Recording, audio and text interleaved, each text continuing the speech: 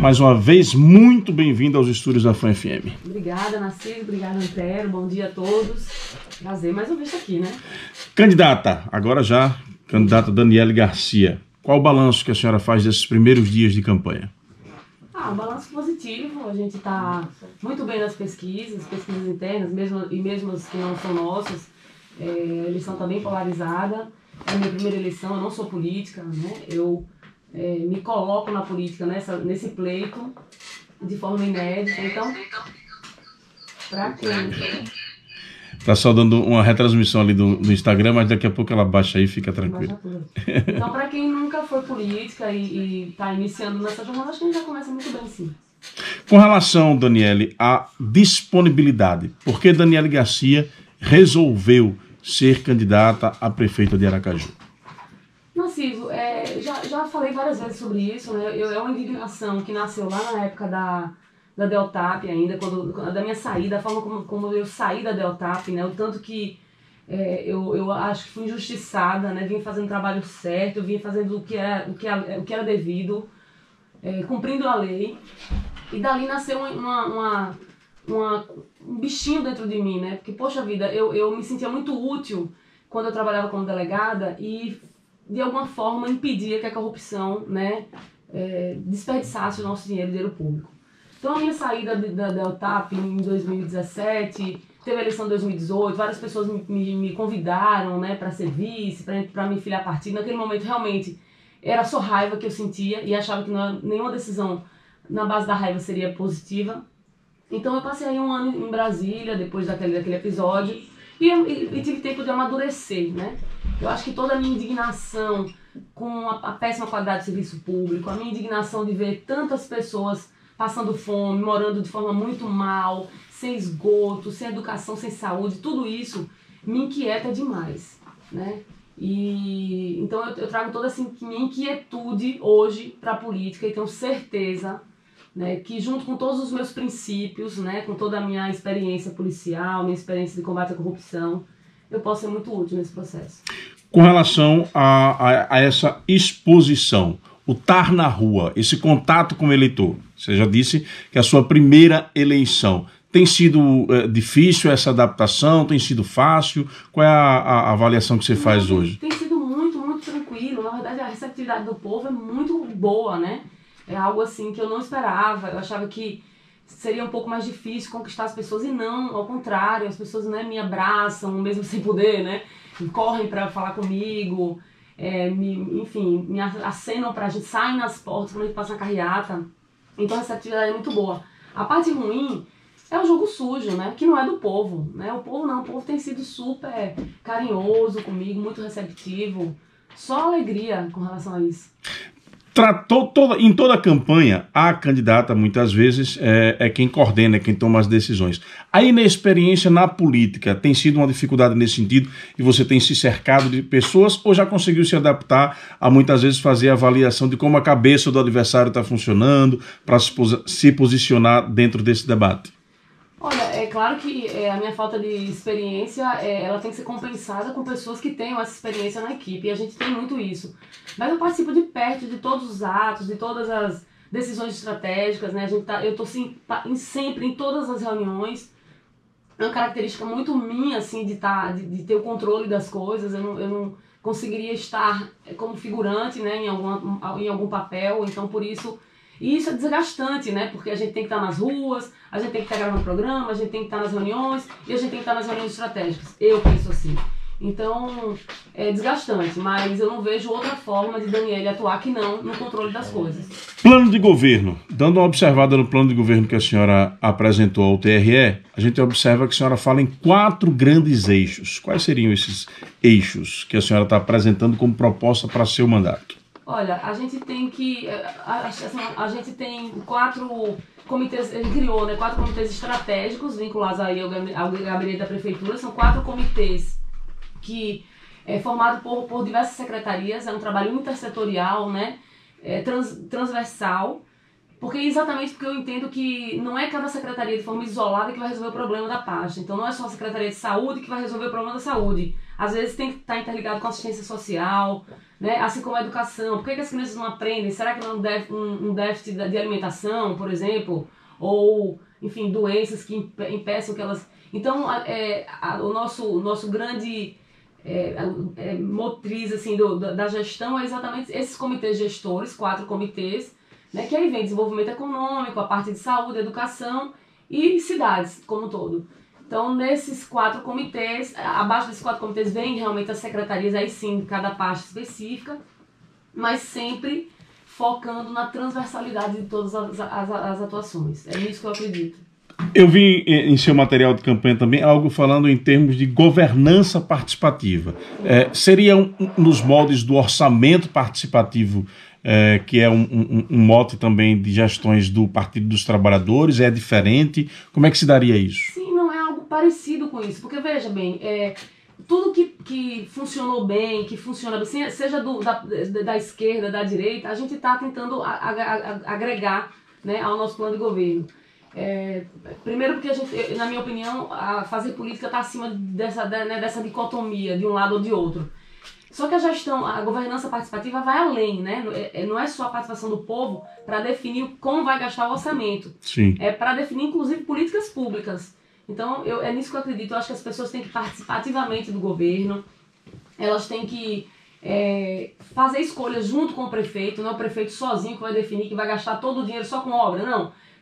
Com o que é que vocês querem que seja gasto, né? E aí, aliar a vontade das pessoas com o nosso projeto de governo para que a gente possa prestar o melhor serviço possível. E o encaminhamento disso seria através de conselhos comunitários também? Como é que se daria? Sim, através de conselhos. Na verdade, não sei se você viu no plano de governo, mas a gente cria 8 subprefeituras, né? 8 subprefeituras. A Aracaju está dividida em 8 regiões, então cada região dessa teria uma subprefeitura, que é para aproximar mesmo a prefeitura daquela comunidade. E dentro dessas subprefeituras, esses conselhos atuariam, né, de forma permanente, ouvindo as pessoas, acolhendo as necessidades daquela comunidade, para que as políticas públicas e o gasto público, né, seja realmente uma vontade do povo. Essas 8 subprefeituras, elas teriam estrutura própria para funcionar? Seria um aumento da estrutura da prefeitura? É uma reorganização? Como é que a prefeita faria isso? É uma reorganização. Hoje a gente gasta 7 milhões de reais com cargos comissionados, né? Certo. Então, assim, a avaliação que tem que ser feita esses 7 milhões que é gasto mensalmente, 85 milhões por ano, né? É útil, sabe? De fato tem algo positivo no final, porque senão pegar pessoas e outra, Narciso, eu acho que é importante nessas subprefeituras a gente utilizar a mão de obra local. Sim. Então, a subprefeitura do Santa Maria, a gente vai ter um subprefeito, né? E a gente vai ter serviços nessa subprefeitura. É como se fosse um SEAC, né? Entre aspas, ali próximo da comunidade, mas que além da questão pessoal de resolver documento, cadastro de programas de governo federal, a gente também ajudar as pessoas a lidar com questões de saneamento, esgotamento. Meu esgoto não está funcionando, minha água não está chegando. Resolver problemas corriqueiros do bairro, uma lâmpada que queima, uma praça que precisa ser cuidada, um buraco que precisa ser tapado. Então eu acredito que essas subprefeituras têm que funcionar com mão de obra local, né, prestigiando as pessoas dali, que são elas que sabem o que é melhor para elas.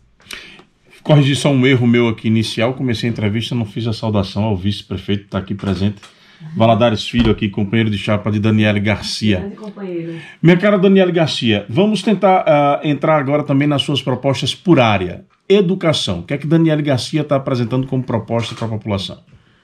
Olha, a educação é um gargalo muito grande há muitos anos, né? A gente tem a pior nota IDEB do Brasil há 3 ciclos, né? Cada ciclo tem 2 anos, então a gente vem passando vergonha há muito tempo. Nós temos cidades como Sobral, no Ceará, ou Teresina, no Piauí, que dão um show. Nota IDEB 7, a nossa meta IDEB é 4.9 e a gente não consegue atingir essa meta. Então, eu acredito que a gente precisa fazer uma reformulação geral, não só na questão da grade curricular, mas também na capacitação dos profissionais de educação, né? E então é adequar essa nova forma de ensinar que precisa se adequar à realidade, ao futuro, à tecnologia, que é assim que as crianças hoje, né, vivem e convivem, para que elas tenham interesse em aprender. E trazer para a grade curricular matérias com habilidades socioemocionais, trazer empreendedorismo, né, inovação para a grade curricular. E também incentivar esporte e cultura nas escolas. A escola tem que ser um atrativo, não tem que ser aquela coisa chata de fazer conta e aprender português. Né? A gente precisa reforçar, óbvio, o ensino de português e matemática, que é o que mais sobressai nessas avaliações do MEC, mas a gente precisa fazer o aluno se interessar pela escola, tem que ser algo legal. Óbvio, a gente precisa reformar, né? Algumas escolas, algumas estão bem deterioradas. A gente precisa entender por que o aluno da rede municipal custa tão alto, R$800 por aluno, é um valor muito alto para no resultado final, uma nota muito baixa de DEB. E aí, enfim, trazer bonificação para escolas que atingirem as metas.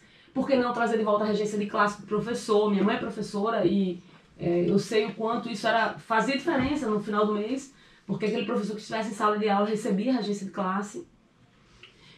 E a gente cria também o agente de educação, né, que é uma nova figura, vamos dizer assim. Assim como a gente tem um agente de saúde, né, que é aquela pessoa que vai na casa das famílias para verificar como é que está a saúde de todos e tal, a gente teria também o agente de educação. Então, psicopedagogos que acompanhariam de perto o aluno, não só na escola, mas também no contexto familiar. Porque muitas vezes a criança não foi para a escola porque, enfim, houve algum problema em casa, ele visualiza a violência doméstica dentro de casa e isso interfere em uma série de coisas.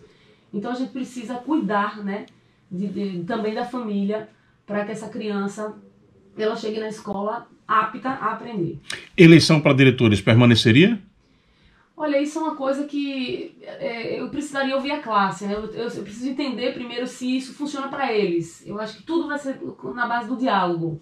Se isso funcionar, se for o grande desejo dos professores, dos profissionais de educação, que permaneça assim. Saúde, quais seriam as principais ações nesta área? Como é que Daniele iniciaria a sua gestão na área da saúde? Saúde é outro caos generalizado, né? A saúde já está na UTI há muito tempo, né? Não foi na pandemia que nós fomos para a UTI, mas a gente precisa levar a sério isso. Então, acho que uma das principais coisas é despolitizar a saúde. Saúde é coisa séria, não se brinca com saúde. Então, a gente não pode fazer uma mãe de família precisar conhecer alguém que tenha ligação com algum vereador, com algum do posto para poder fazer um exame. Né? Não sei se você assistiu o nosso último programa, apareceu lá uma mãe que fez uma ultrassom, o resultado só saiu depois que o bebê nasceu com problema.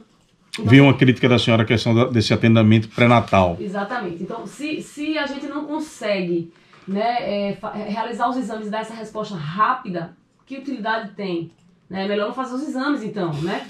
E não é isso que a população quer. Então, na verdade, a gente vai... O nosso plano é zerar as filas de exames em 3 meses, e é possível. Nós fizemos conta. Uma consulta, em média, pública, consulta e exame no município, custa 8 vezes mais do que na rede privada. Então, uma consulta no plano de saúde custa R$40. Para o município, custa 150. E é para a pessoa não ter a efetividade daquele serviço na ponta. Então, se preciso for, a gente vai credenciar clínicas particulares para zerar essa fila. É uma espécie de mutirão inicial. Um mutirão inicial. Zera as filas. Em seguida não, logo de imediato, as filas têm que ser online e à disposição para todos. Eu preciso saber, quando eu fizer a marcação de exame, que eu estou naquela posição e que ninguém vai me passar ali porque conhece alguém, certo? Isso é básico, isso é transparência, né? Então, zerar as filas, a gente precisa se preocupar muito mais com a questão do atendimento, né, das mulheres, das mães, do pré-natal, do nascimento dessas crianças, das crianças de 0 a 6 anos, porque esse é o papel do município, né? Cuidar dessa primeira infância. Para isso, a gente está criando um centro de referência da mulher e da primeira infância, que pode muito bem ser instalado na maternidade 17 de março, né? Aquela maternidade que está desde 2013, né, sem construir, sem terminar a obra, são 7 anos de atraso. E também um centro de diagnóstico e imagem, porque sim, nós teremos o backup da rede privada sempre que possível, que preciso, mas a gente quer sim construir um centro de imagem que seja próprio do município, né, que esteja pronto para realizar os exames e entregar os resultados em 48 horas. Né? Essa coisa de esperar 6 meses, 1 ano, o resultado do exame é um absurdo, é um descaso total com as pessoas. O que mais com relação à saúde? Bom, sistema de filas online, essas parcerias, né, que eu falei, em todos... Olha, eu penso, você falou da governança participativa, que é uma Sim. coisa muito mais ligada ao pessoal da esquerda, mas por outro lado, eu não consigo imaginar uma gestão, e a gente está falando de saúde, sem as parcerias público-privadas. O município está inchado, né? A gente precisa parar com essa história de ter um município com cabide de emprego para parente, para aliado.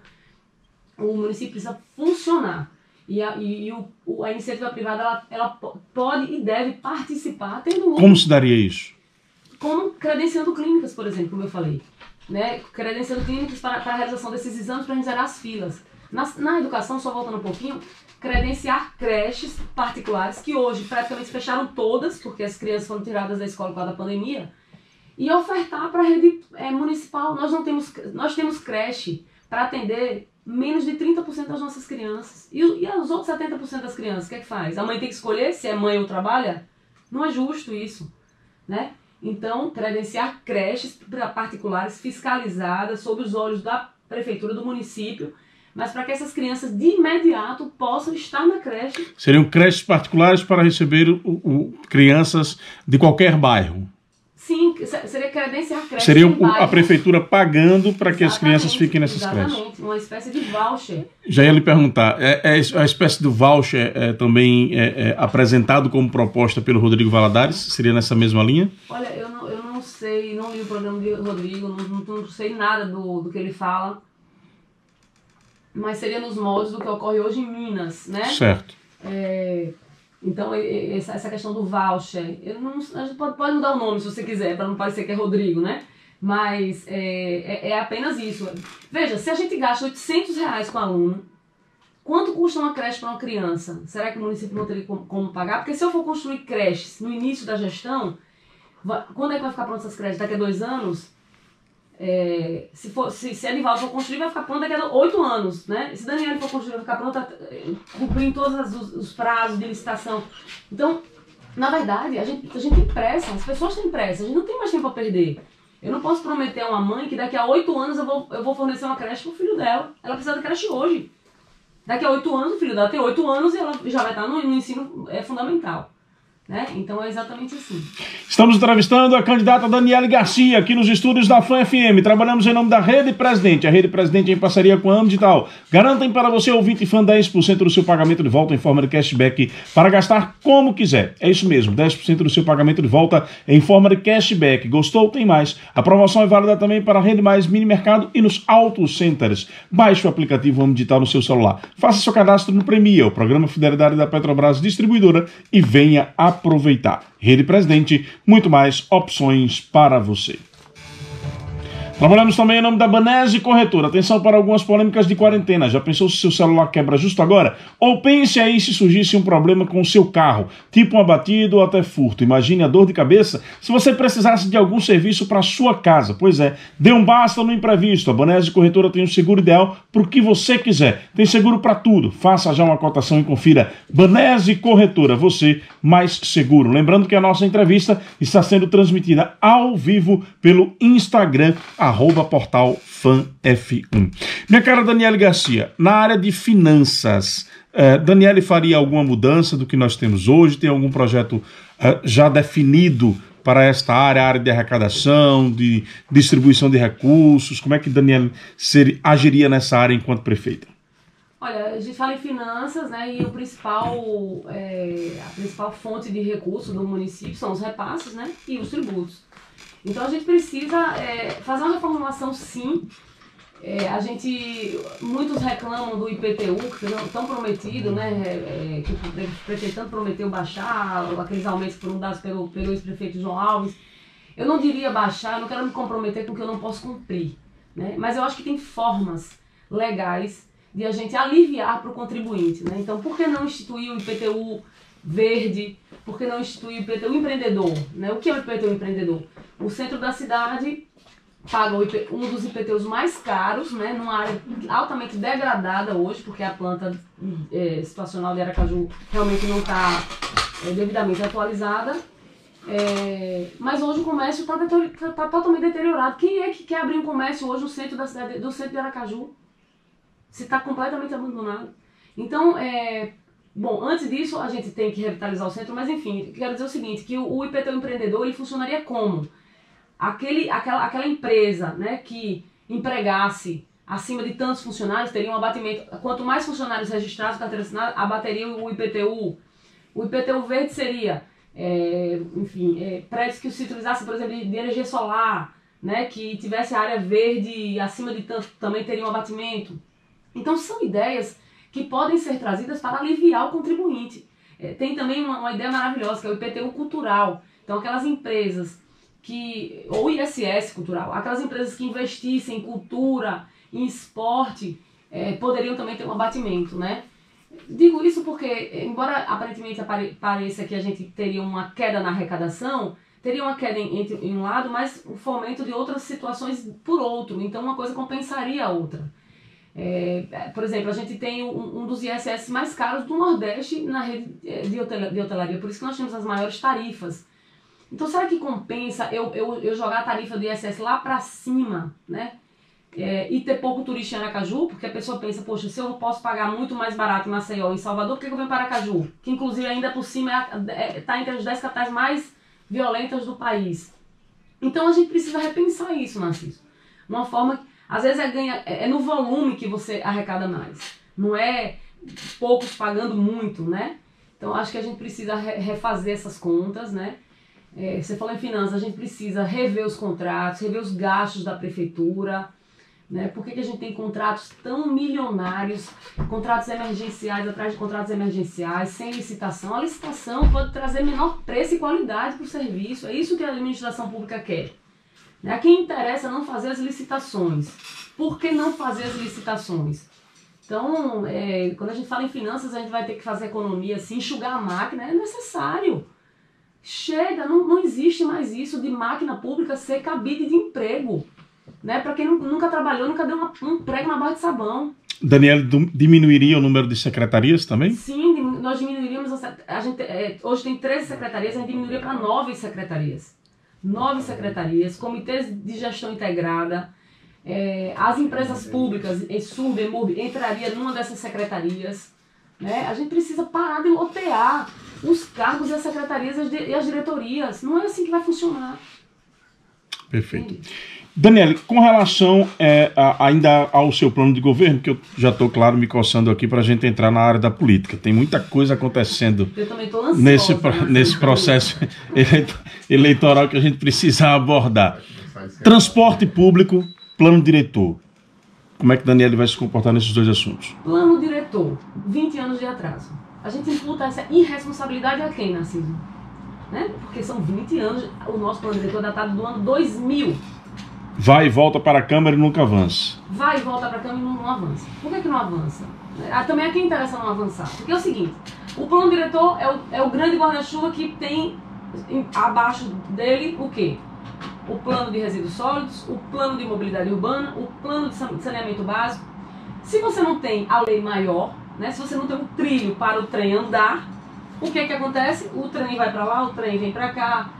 Então é isso que acontece. Então a gente tem construções desorganizadas, em locais impróprios.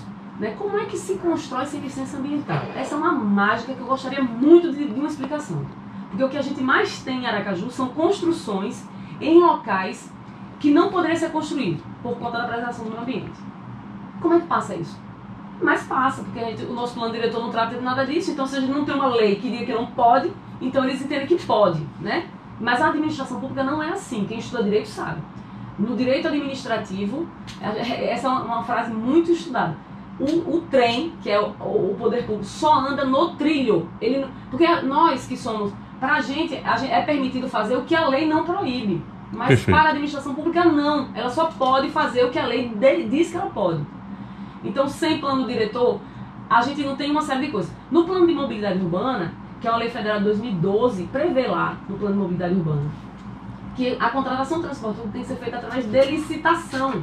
Uma lei de 2012. Então, mais uma vez, nós temos um município fora da lei.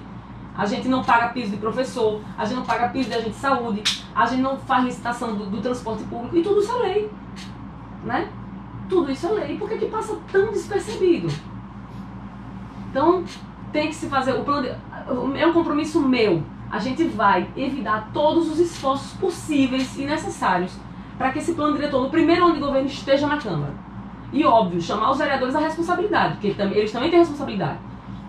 Se o projeto de lei sai do gabinete do prefeito e vai para a Câmara, agora é deles a responsabilidade. Por isso que tem que ter muita transparência, sabe, Narciso? Para que todo mundo saiba qual é o papel de cada um. Cada um tem um papel muito bem definido. E isso precisa estar muito claro para a população, para que a população também saiba a quem cobrar. Licitação do transporte público. É isso, a gente precisa fazer. Por que não tem... fazer? Por que não fazer? Nós temos permissão de serviço público de ônibus desde que o mundo é mundo em Aracaju, né? Aí por isso nós temos, a gente não abre uma licitação nacional para que outras empresas possam apresentar pelo menos propostas. Porque veja, se a gente conseguir contratar empresas locais, maravilha, porque a gente está prestigiando, né, a nossa... Mas entenda, e se o nosso preço for 10 vezes maior do que o preço de uma empresa que venha de fora? A gente precisa de qualidade no serviço do ônibus, e para isso tem que estar muito bem definido, né, na licitação que tipo de transporte eu quero prestar para a minha comunidade.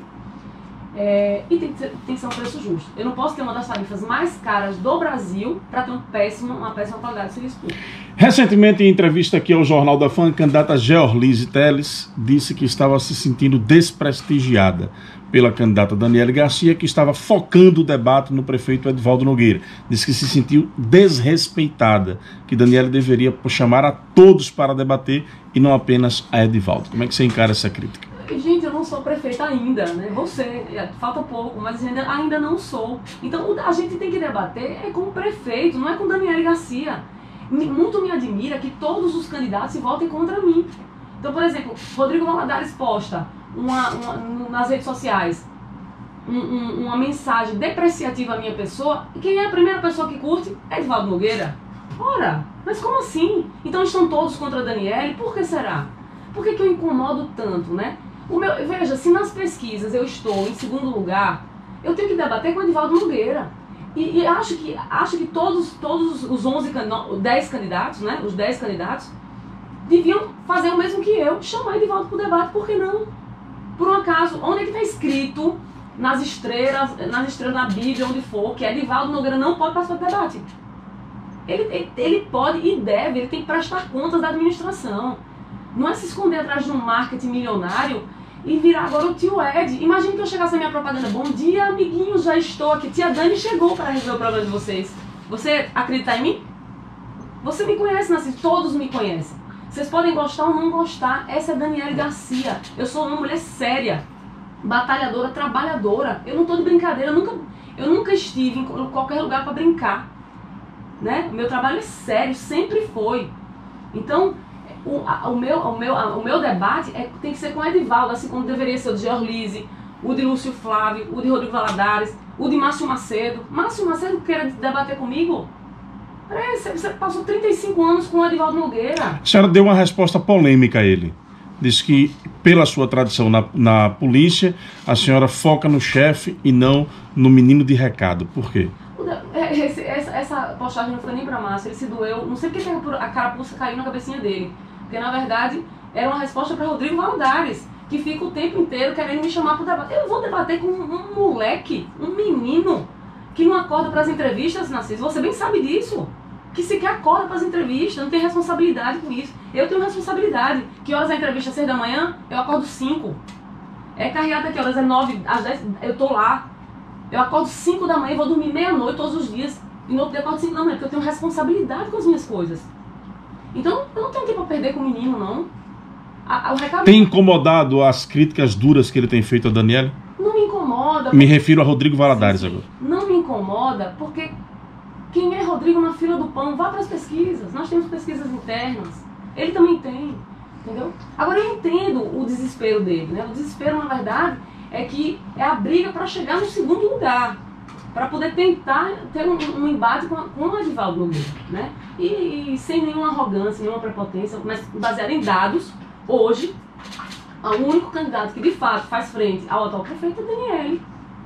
Então eu não tenho tempo a perder com esse tipo de coisa. Outra acusação que o Rodrigo tem feito é de que a senhora tem escondido seus aliados. Aí ele cita a questão de Eduardo Amorim, Edvan Amorim, cita a questão do seu vice Valadares Filho, do pai Antônio Carlos Valadares e do senador Alessandro Vieira. Estão ou não estão escondendo os aliados? Valadares Filho aqui, pelo menos, né?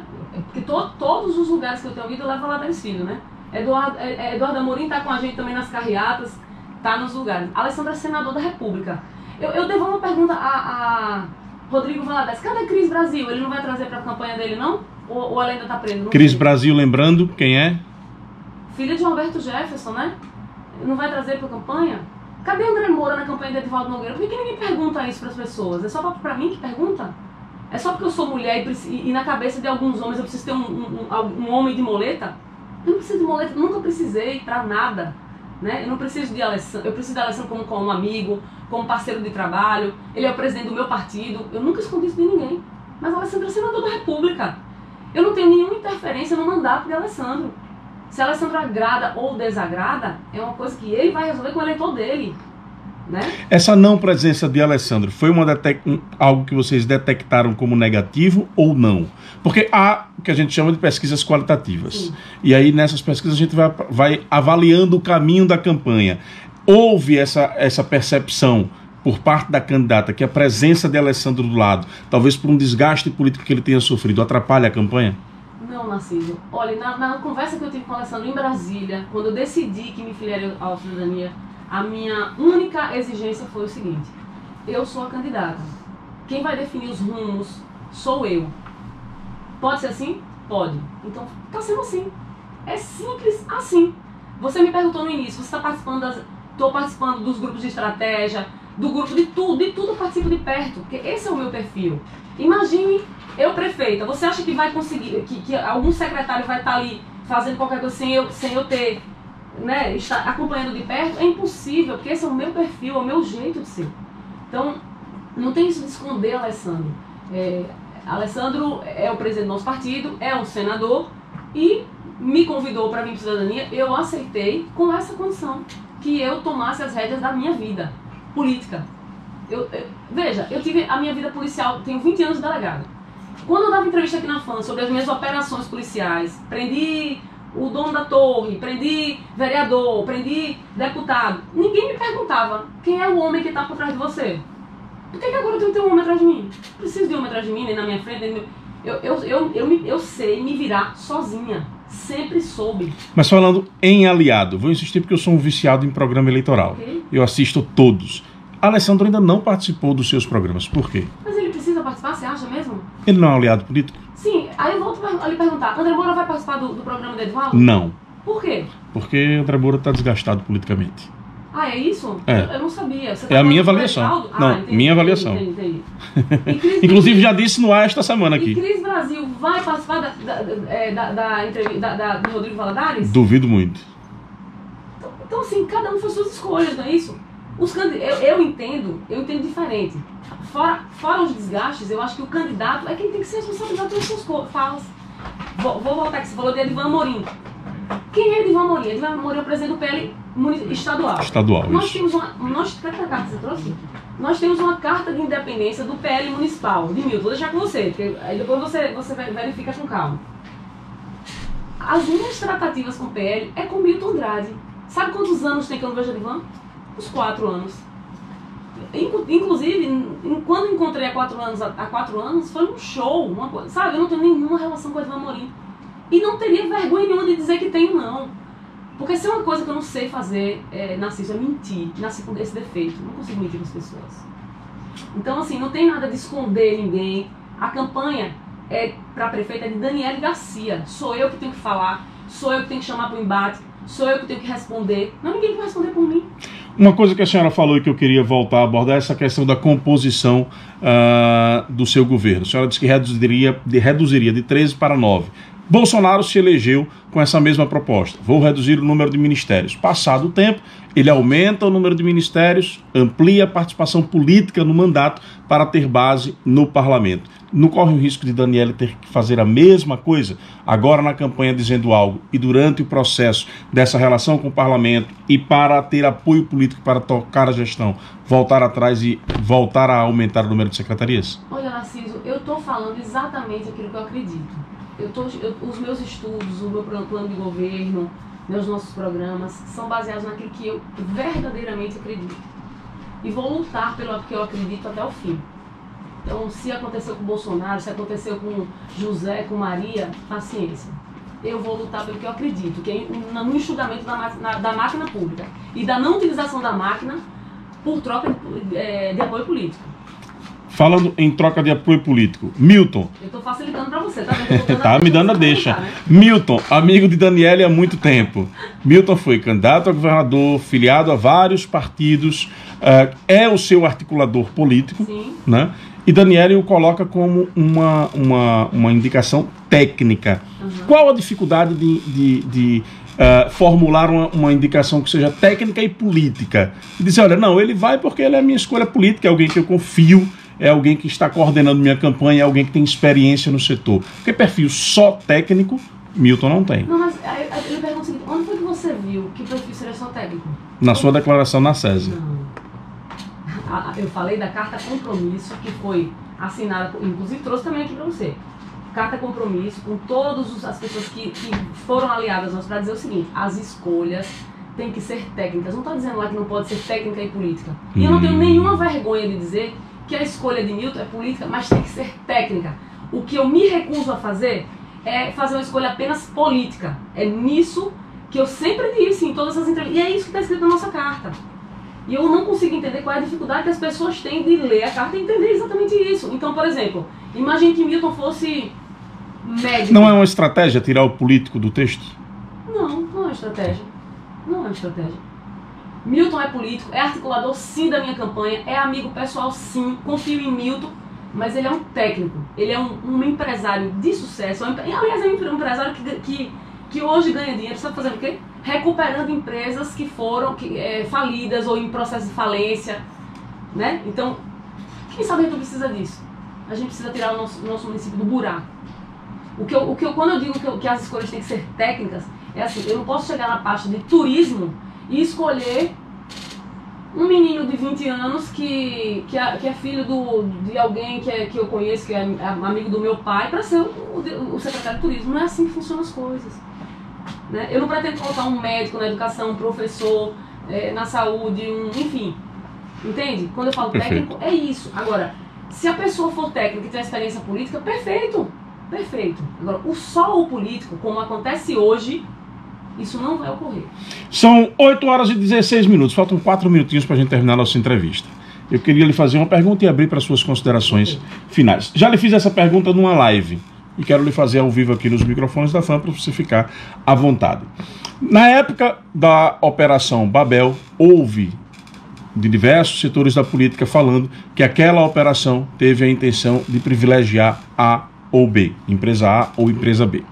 Houve também, recentemente, uma nota da Torre informando que boa parte daqueles processos abertos, todos eles não tiveram, não prosperaram na justiça.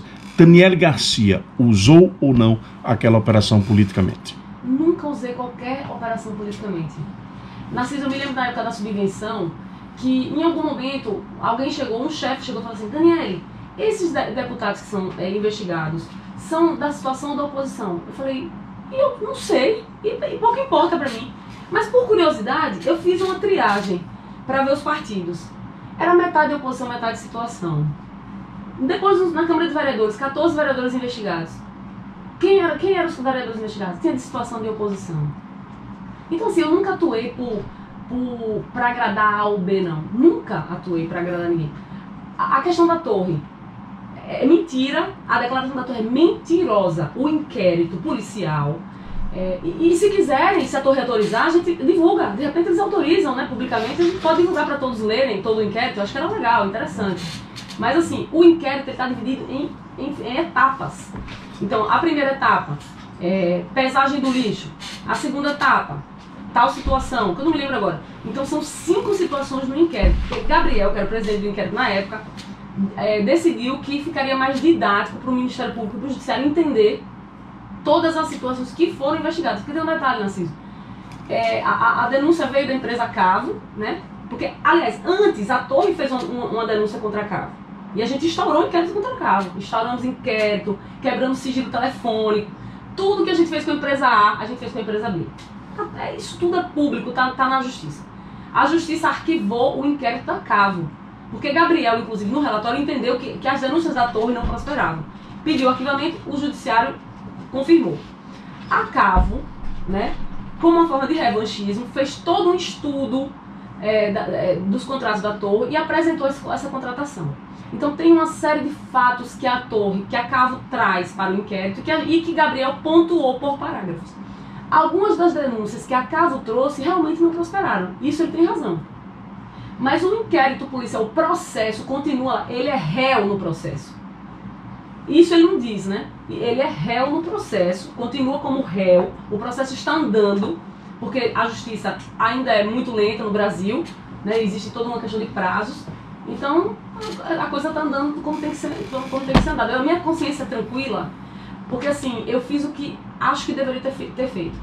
E vou dizer mais, poucos homens e mulheres, poucos teriam pedido a prisão do presidente da Torre, do dono da Torre, sabendo da ligação muito próxima dele com Jackson Barreto e com Edivaldo Nogueira. Muito poucos não teriam essa coragem. Mas coragem, assim como mentira eu não sei, coragem é uma coisa que também me falta. Suas considerações finais, fique à vontade. Queria agradecer a você, a participação, o Jornal da Fã sempre nos recebeu muito bem, né? Você sempre me recebeu muito bem aqui, apesar de dar só porrada nos seus artigos, né? E, enfim, dizer que... Você tá tão bem que nem parece que levou porrada. Mas é porque eu sou forte, filho. Então, assim, que você tenha um pouco mais de... Assim, olhe com mais cautela para o que a gente está propondo. A gente está trazendo aqui uma série de documentações para que antes de escrever as suas matérias, você realmente veja com carinho, para não ser injusto, sabe, Narciso? Porque... veja, eu acho que a imprensa tem que participar mesmo, mas a gente tem que ter responsabilidade com o que fala, né, para acabar não influenciando as pessoas de forma irresponsável, né.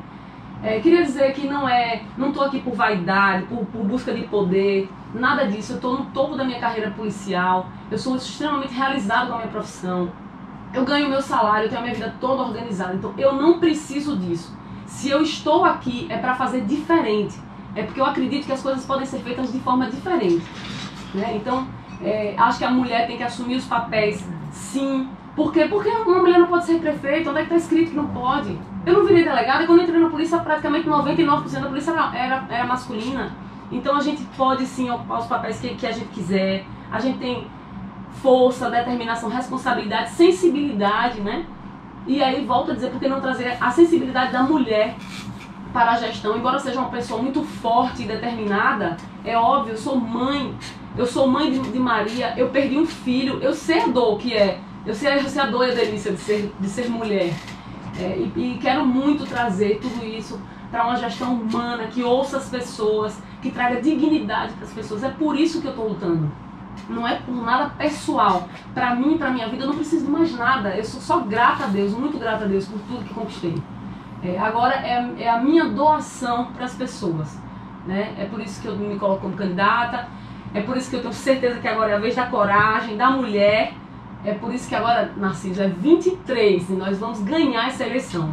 Muito obrigado pela sua presença aqui, tenha certeza que ouvirei esse seu clamor, mas permanecerei defendendo a liberdade de imprensa. Com certeza. Concordando ou discordando, a gente tem que ter a liberdade de dizer aquilo que pensa, independente se a pessoa que vai ler ou não vai gostar daquilo que está lendo. Mas nunca com deslealdade. Isso a senhora pode ter certeza. Bom, rápido intervalo comercial, a gente volta já já, 8h22.